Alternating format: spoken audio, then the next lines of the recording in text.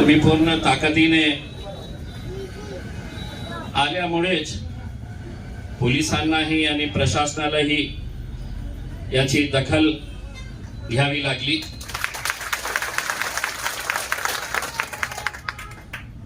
एअरपोर्टवर एक छावणीचा स्वरूप देण्यात आला होता।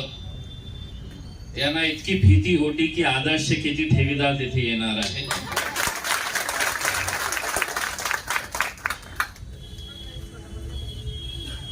आमची चर्चा झाली मुख्यमंत्र्यांसोबत। त्याच्या अगोदर जेव्हा मी एअरपोर्ट मध्ये दाखल झालो तर सगळे वरिष्ठ अधिकारी, ज्याच्यामध्ये विभागीय आयुक्त, पोलीस आयुक्त, आयजी साहेब, डीडीआर, हे सगळे लोक उभे होते। बेटा तू बैठ के ले लो, बैठ के ले साइड से। हे सगळे लोक होते आणि एका अधिकाऱ्याने मला विचारलं की काय करणार तुम्ही आज। मी म्हटलं मुख्यमंत्र्यांनी ठोस काही बोललं नाही तर तुमची लाडली बहीण आणि माझी लाडली बहीण कशी आहे हे दाखवणार।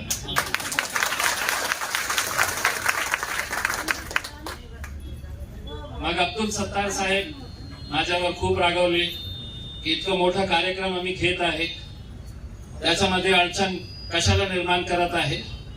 मी म्हटलं तुम्ही जे कार्यक्रम घेत आहे, जे जितके नेते मंडळी आज तुमच्या सोबत उभे आहे, ते महिलांना फुकटात 1,500 रुपये देणार आहे लाडली बहीण म्हणून। हे लोकांचे तर कष्टाचे पैसे आहे, हक्काचे पैसे आहे। 46,000 कोटी रुपये, 46,000 करोड रुपीस दरवर्षी या लाडली बहीणसाठी देणार आहे सरकारने म्हटले आहे।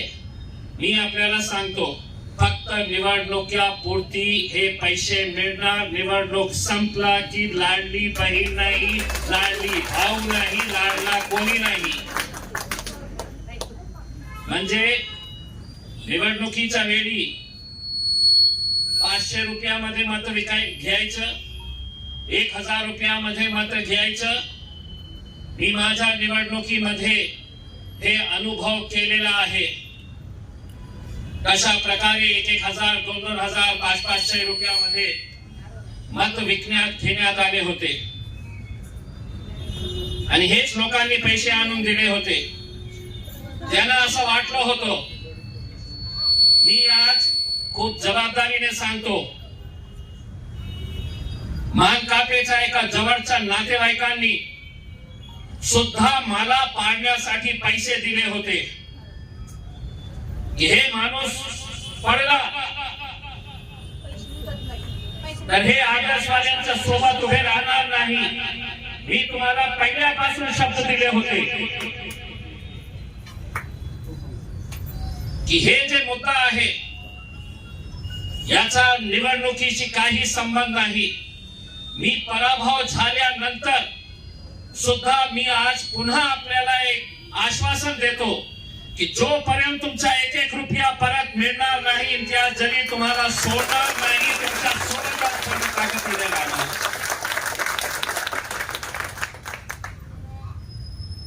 म्हणजे आपले लाडली बहीण भेटायला गेले होते, त्यांच्या ज्याप्रमाणे पोलिसांनी त्यांची छानबीन केली, फ्रिस्किंग केले, त्यांना अशी भीती होती की कोणी पेट्रोल आणलं का, कोणी आत्मदहन करण्यासाठी काही आणलं का। मी त्यांना स्पष्टपणे सांगितलं की एक लास्ट वॉर्निंग देतो तुम्हाला, आता सगळ्यांचा संयम तुटलेला आहे। मुख्यमंत्री साहेब येत आहे, गोरगरीब लोकांना पैसे मिळत असेल तर आम्हाला काहीही हरकत नाही। मला फक्त हे सांगायचे आहे, या लोकांचे कष्टाचे पैसे लवकरात लवकर मिळायला पाहिजे, हेच आमचा उद्देश होता आज मीटिंग करण्याचा। मग मुख्यमंत्री साहेब जेव्हा आले तर त्यांच्या सोबत आम्ही चर्चा केली. एक उदाहरण आपल्याला देतो की जेव्हा सरकार प्रशासन सगळ्यांची हात मिळवणी असते, कारण पैसा कोट्यवधी रुपयाचा आहे. ज्या मानकापे आणि त्यांचे सगळे डायरेक्टर जेलमध्ये बंद आहे आज, त्या सगळ्यांनी मानकापेच्या सगळ्या परिवारांनी खूप मोठे मोठे वकील लावलेले आहे जामीनवर सुटण्यासाठी. आज नाही तर उद्या कोर्ट त्यांनाही जामीन देतील. आणि कोणत्या कारणाने देणार की जेव्हा एक फायनान्शियल पैशाचा पतसंस्था किंवा बँकेचा फ्रॉड होतो तर त्याची फॉरेन्सिक ऑडिट करावं लागतं. फॉरेन्सिक ऑडिट म्हणजे पैसा आला कुठून, गेला कुठे, म्हणजे कुणाला 2 कोटी रुपयाचा कर्ज दिला जाते, कर्जाचा पैसा गेला कुठे, त्यांनी कुठे वापरले, हे सगळं ऑडिट मध्ये येते. ते नियम आहे, ते बंधनकारक आहे की अशा केसेस मध्ये फॉरेन्सिक ऑडिट करायला पाहिजे. आता हे जे प्रस्ताव गेलेला आहे फॉरेन्सिक ऑडिटचा, कधी गेला?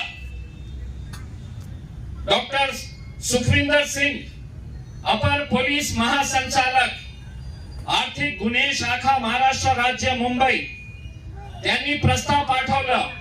कुणाला प्रस्ताव पाठवलं तर प्रधान सचिव विशेष गृह विभाग मंत्रालय मुंबई. कधी पाठवलं तर 31 ऑक्टोबर 2023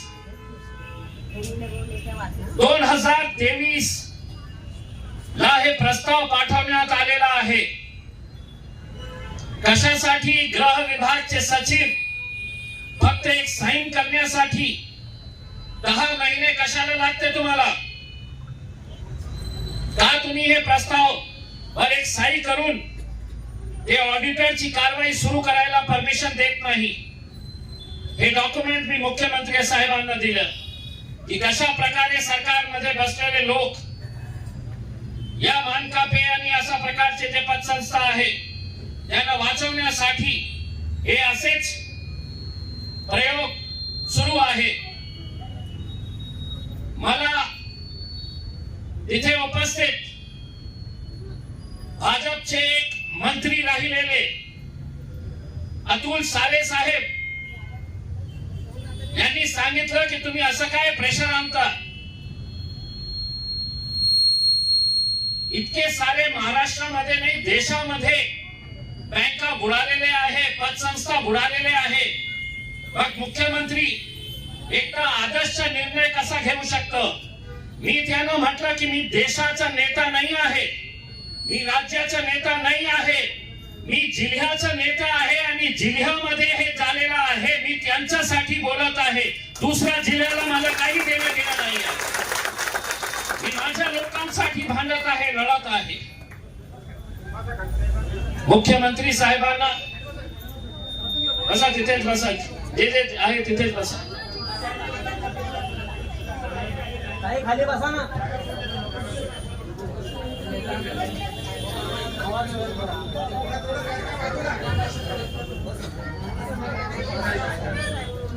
जे जिथे आहे तिथेच बसा.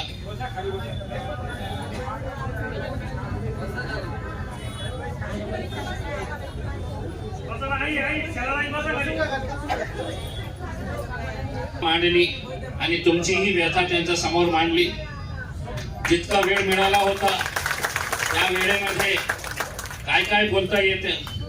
मी मुख्यमंत्री साहेबांना ती आमची एक ती काय नाव आहे शिवानी, मी मुख्यमंत्री साहेबांना सांगितलं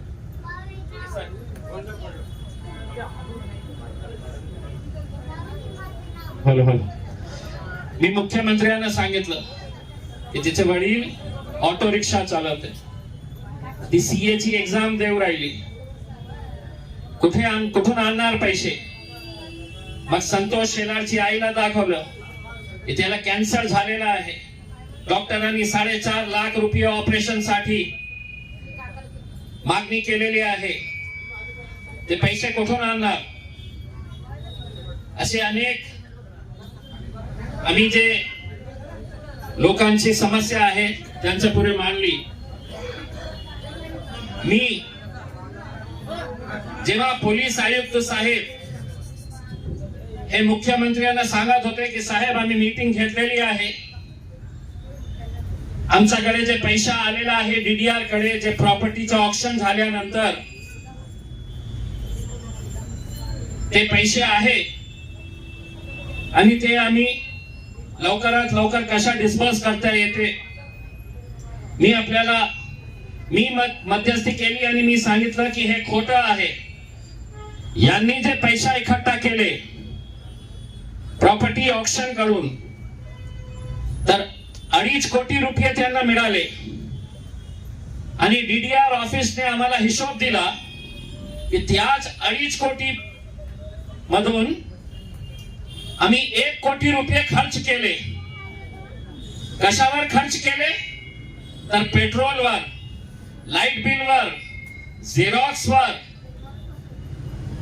ट्रान्सपोर्टेशनवर 1 कोटी. मग मी मुख्यमंत्र्यांना सांगितलं की हे पैसे आपण जे जमा करत आहे हे यांच्या लाईट बिल साठी नाही करत आहे, हे लोकांमध्ये वाटण्यासाठी आपण पैसे इकट्ठा करत आहे. मग मुख्यमंत्र्यांनाही समजलं आणि त्यांनी आदेश दिले की जे पैसे कितीही असू द्या, जे पैसे आपल्या हातात येतील त्या पैशातून तुरंत सगळ्यांमध्ये कशा वाटप करता येतील ते बघा. मी म्हटलं तारीख बोलो, तारीख कब से बांटने वाली, नाहीतर करा आणि हे बोलतील करेल. तारीख बताओ कब से करने वाले है.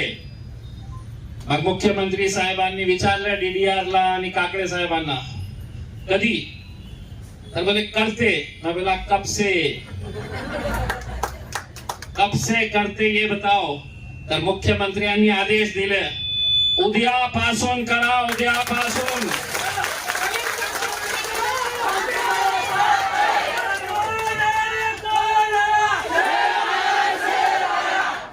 मग डीडीआर साहेबांनी विनंती केली की साहेब उद्यापासून शक्य नाही, आम्ही सोमवारपासून त्याच्या वाटपाची सुरुवात करू.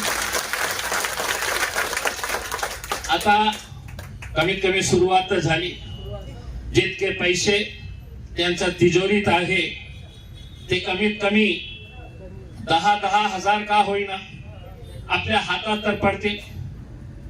आणि 6 तारखेला विभागीय आयुक्त, जिल्हाधिकारी, police commissioner, DDR, cooperative commissioner आणि तुमचा प्रतिनिधित्व करणारे माजी खासदार इम्तियाज जलील यांची एक मोठी मीटिंग डिव्हिजनल कमिशनर ऑफिसवर ते घेणार आहे.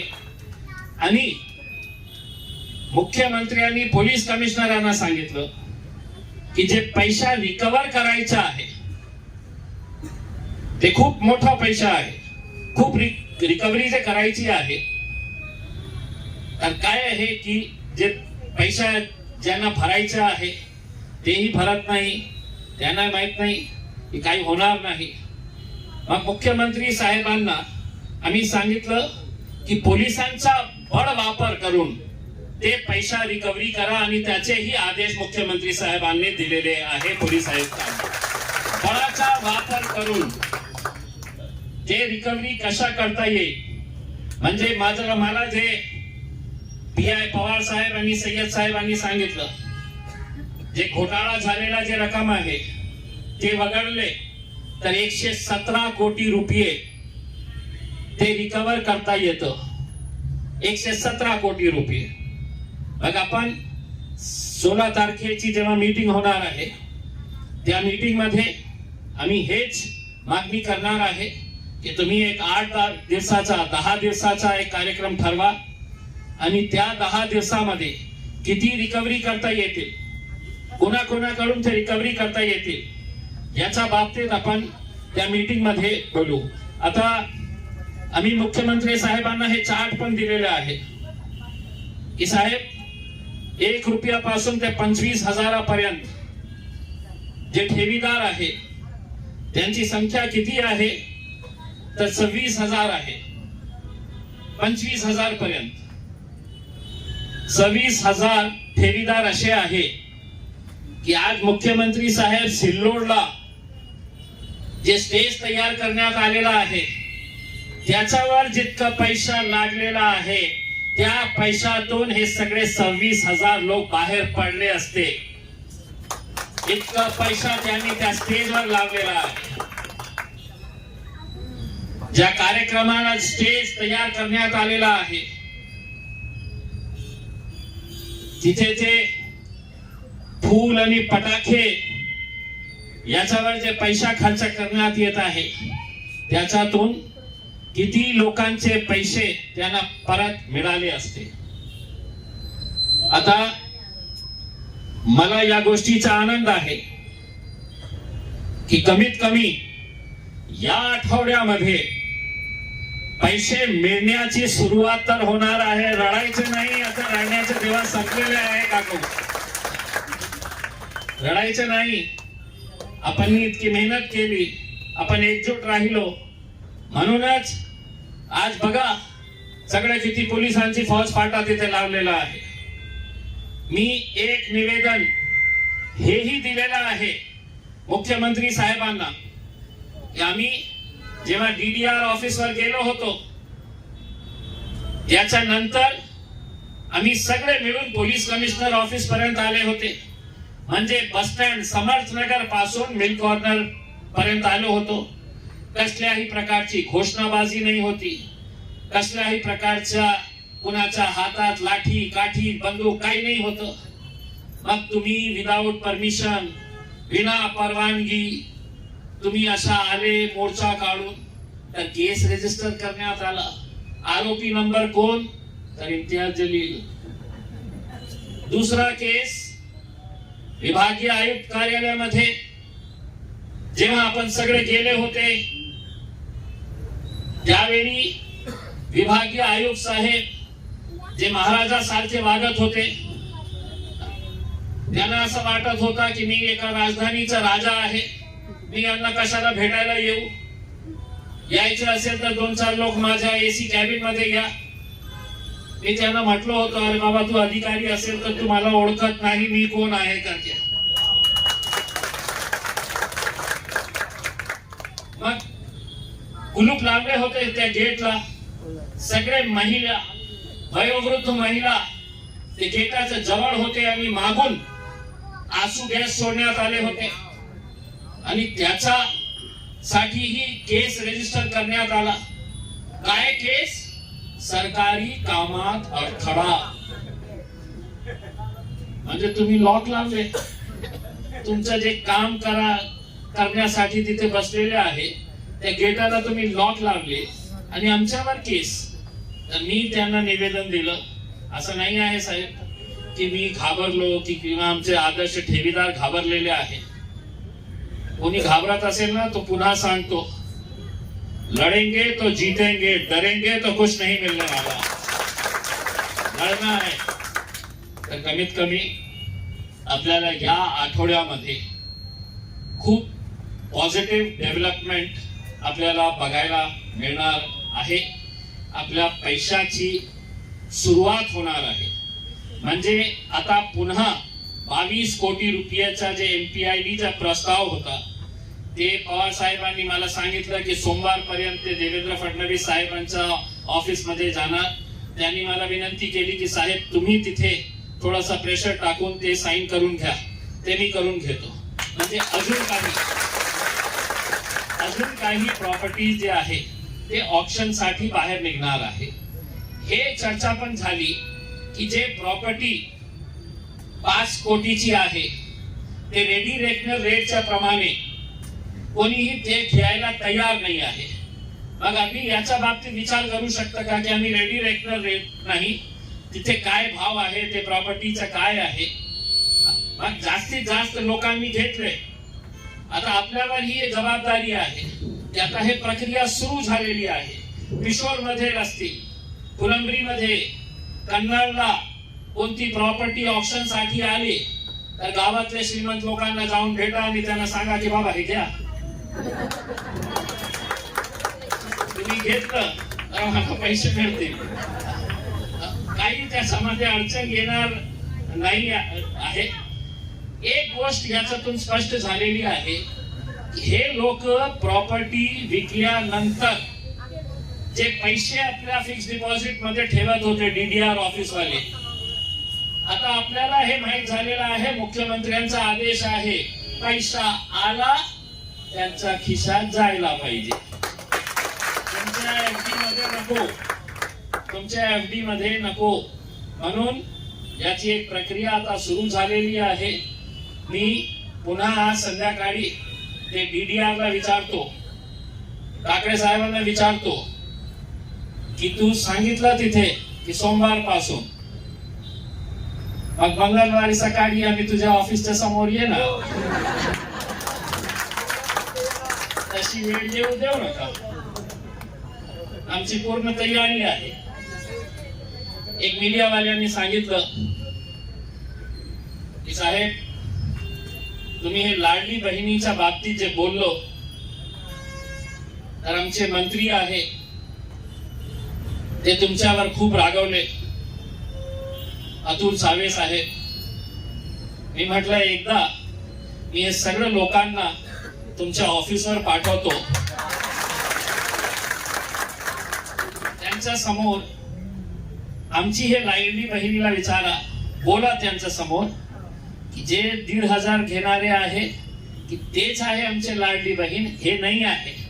बोलण्याची हिंमत असेल तर त्यांच्या समोर बोला, मग तुमचा हाल बघा ते काय करतील. आमची लाडली बहीण आहे.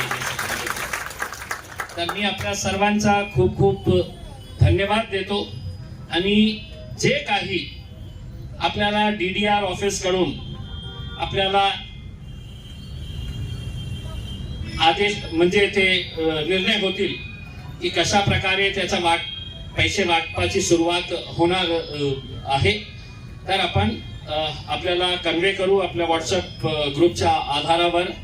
आणि नक्की आज घरी जाऊन समाधानी व्हा की 1 वर्षाचा आपला जे होता आंदोलन, हे 1.5 वर्ष झालं. 1.5 वर्ष झाले. 1.5 वर्षामध्ये काहीतरी चांगलं झालं. 1.5 साल हो गए.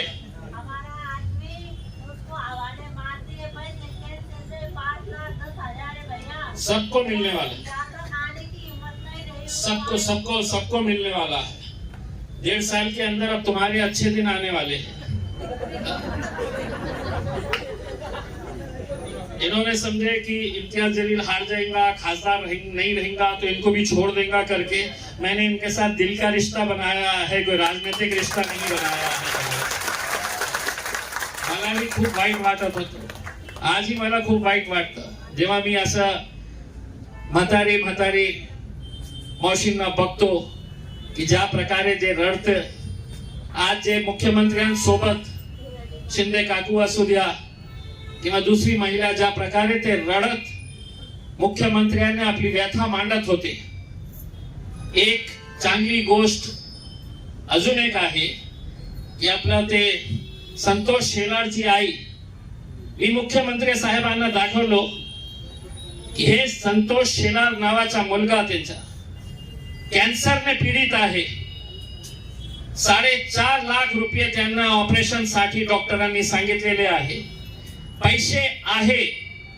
मग मुख्यमंत्री साहेबांनी सांगितलं की जे ठेवीदार आहे आणि त्यांना काही मेडिकलची आवश्यकता आहे तर त्याची सगळी लिस्ट तयार करा. आम्ही ते लिस्ट एक विशेष बाब म्हणून ते सँक्शन करू. सगळे लोकांचे जे दिले तर कुणाला ऑपरेशन करायचं असेल, कुणाला मेडिकल ट्रीटमेंट.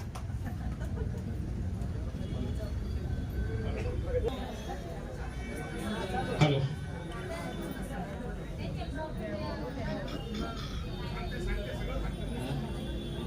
मेडिकलचे जे प्रॉब्लेम जे लोकांचे आहे, कुणाला आपल्या मुलाचा, आपल्या पतीचा किंवा आपल्या पत्नीचं काही मेडिकल करायचं असेल तर त्याची लिस्ट आपण एक वेगळी तयार करत आहे. मुख्यमंत्र्यांनी सगळ्या पोलीस अधिकाऱ्यांनाही सांगितलं की ती लिस्ट तयार करून आमच्याकडे पाठवा आणि त्या आधारावर आपण लोकांना कसा मुफ्त मध्ये हे यांचं ऑपरेशन. मी ठीक आहे काही असू द्या, एक माणुसकी सगळ्यांमध्ये असते. आज जेव्हा मी एअरपोर्टवर गेलो तर संतोषची आई रडत होती आणि मला सांगत होती की आता माझ्या मुलाचा इलाज जे आहे ते घरीच आम्ही करत आहे. तर मी त्यांना गपचूप एक गोष्ट सांगितलं की आई तुम्ही जा डॉक्टर देशमुखकडे, तुम्ही ऑपरेशनची तयारी करा, त्याच्यासाठी पैसे आम्ही उभा करू, आम्ही देऊ तुम्हाला. तर एका आईसाठी त्याच्या मुलाची काय किंमत असतं ते पैशाने मोजता येत नाही, ते पैशाने मोजू शकत नाही आपण. की एका आई आपल्या मुलाला आपल्या समोर असा कॅन्सरने पीडित, पैसे तिचे आहे तरी सुद्धा त्याचा वापर आपण करू शकत नाही, याच्यापेक्षा काय दुर्दैव असू शकतं. तरी सुद्धा आपण सगळ्यांनी मला साथ दिली आणि मी आपल्याला पुन्हा सांगतो की या आठवड्यामध्ये आपण खूप सारे एकत्र मिळून आपण प्रयत्न करू. आणि मी मीडियालाही सांगितलेलं आहे की हे सरकारला एक लास्ट वॉर्निंग दिलेली आहे. निवडणूक येत जात, तुम्हालाही जिंकायचे आहे. हे 1,500 कशासाठी? आता लाड खूप चाललेला आहे. लाडली बहीण, लाडली ठेवीदार नाही काय, लाडली भाऊ, लाडला बहीण.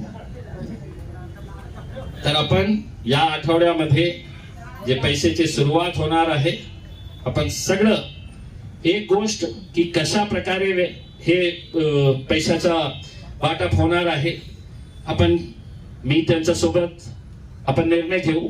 पण एक गोष्ट समजून द्या की काही खूप सारे लहान ठेवीदार आहे की ज्यांचे खूप कमी पैसे आहे, खूप मोठे पण आहे की ज्यांच्या लाखोमध्ये पैसे अडकलेले आहे. ते अशा म्हणू शकतील की माझे तर 50 लाख आहे, मला 10,000 रुपये काय होणार.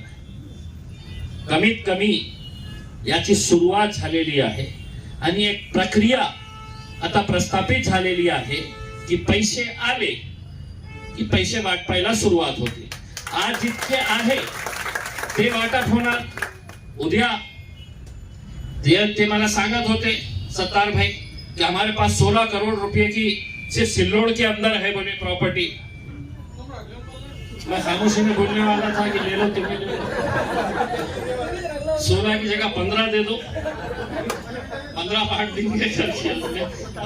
तर कमीत कमी हे एक प्रक्रिया सुरू झाल्यानंतर मला असं वाटतं की जे प्रॉपर्टी आतापर्यंत विकण्यात आलेले नाही त्याच्यासाठीही लोक पुढे येणार आहे. आणि जे बँकाचा, आता बँक वेगळी, पतसंस्था वेगळी, बँकेचेही प्रतिनिधी काही आलेले होते आमच्या सोबत. बघा नियम कसं असतं की नियम आहे तर सगळ्यांसाठी नियम आहे. मग पतसंस्थेमध्ये तुम्ही सगळं काही केलं, डायरेक्टर, चेअरमॅन सगळ्यांना अरेस्ट केलं, जेलमध्ये पाठवलं. बँकामध्ये एमपीआयडी का लावण्यात आलेला नाही?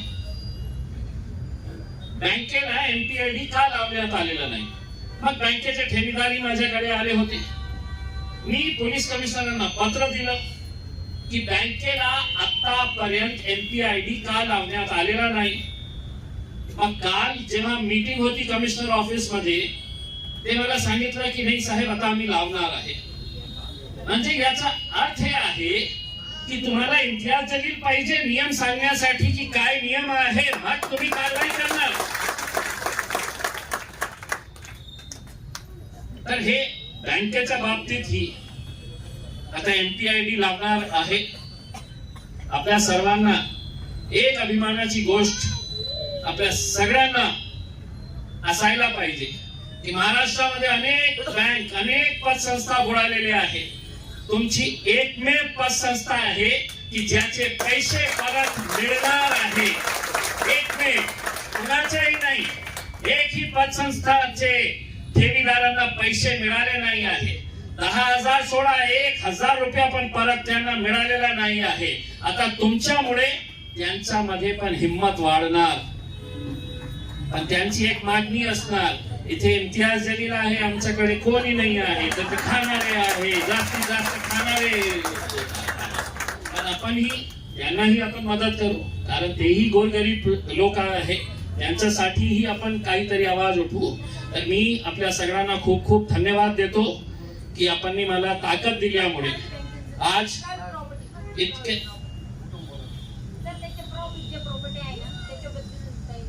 त्याची प्रॉपर्टी जी आहे ना ते सगळं घेतलेले आहे आपण. आता त्यांचं म्हणणं आहे की साहेब आम्ही खूप ऑप्शन करतो, कोणी विकत घ्यायला तयार नाही आहे. असं त्याचं कारण काय आहे मी हे सांगतो, कारण मला त्यांनीही सांगितलं की साहेब प्रॉपर्टी खूप चांगली आहे, लोक घ्यायला तयार आहे. समजा कन्नडच्या त्या हॉस्पिटलची 5 कोटी रुपयाची किंवा शादीखाना त्याचं काय आहे, सभामंडप काहीतरी मंगल कार्यालय खूप चांगलं आहे. तर मला लोक सांगायचे की तसं आहे तो खूप लोक घ्यायला तयार आहे. मी म्हटलं का घेत नाही. तर कळालं असं की समजा 5 कोटी रुपयामध्ये घ्यायचं आहे तर नियम हे सांगतो की 3 महिन्यामध्ये पूर्ण व्हाईट मध्ये 5 कोटी रुपये द्यायला पाहिजे. आता मी म्हटलं कोट्यामध्ये जी प्रॉपर्टी 20 लाखामध्ये रजिस्ट्री करते हे साले भामटे, 5 कोटी रुपये कुठून आणणार. तर मी म्हटलं काहीतरी नियम मध्ये बदलाव करा तुम्ही, की जे माणूस घेतो तर त्याच्याकडून 50% पैसे घ्या, मग त्याला सांगा की तुम्ही बँकाकडून आम्ही तुम्हाला लोन करून देतो.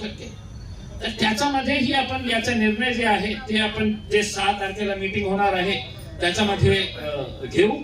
तर प्रॉपर्टीज खूप आहे, चिंता करण्याची आवश्यकता नाही आहे. कोणत्या गावाचे आहे आपण? पिशोरला खूप प्रॉपर्टीज आहे. अच्छा, जसं माझ्या प्रचारासाठी चाललं होतं ना, आता मोठ्या मोठ्या लोकांकडे जावा आणि पैसे आहे का, घ्या हे प्रॉपर्टी, असं विकायला मदत करा आम्हाला. पैसे आले की दुसऱ्या दिवशी त्यांचं गणचंडीत जाऊन बसू की द्या पैसे लोकांना परत करा करके असं.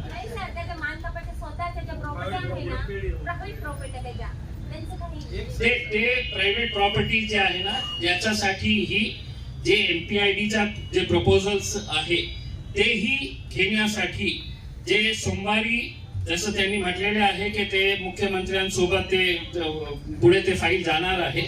ते फाईल कशी सँक्शन नाही.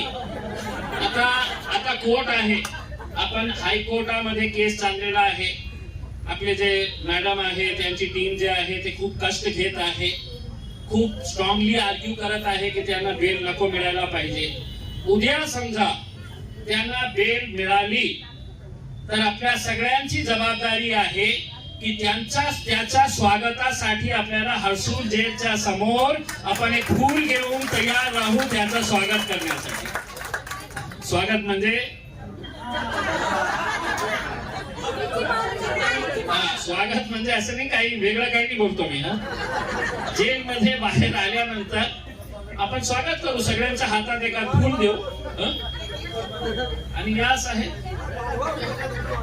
यासाठी पण तयार राहा. समजा कोर्टाने बेल दिली तर तयार असेल ना फूल. पोलीस वाले का खूप सारे इथे आहे ते बघा, इम्तियाजने भडकाऊ भाषण दिलेलं आहे त्याच्यावर पुन्हा एक केस करतील माझ्यावर. तर मी आपल्या सर्वांचं खूप खूप धन्यवाद देतो. खूप सकाळपासून तुम्ही सगळे लोक इथे आले होते. पण खरी गोष्ट सांगायची, हे लोकांना कधी कळतं जेव्हा लोकांची ताकद त्यांना समजते. आणि हे लोकांची ताकद होती ज्याच्यामुळे आज मुख्यमंत्र्यांना टाइम द्यावाच लागला. कारण मी पोलिसांना स्पष्टपणे सांगितलं होतं की तुम्ही वेळ नाही दिली, तुम्ही काही ठोस निर्णय नाही दिला तर माझी काही बहीण तिथे बसलेली आहे. तुमचा कार्यक्रम वेगळा, आमचा कार्यक्रम वेगळा. खूप चला धन्यवाद, खूप खूप धन्यवाद.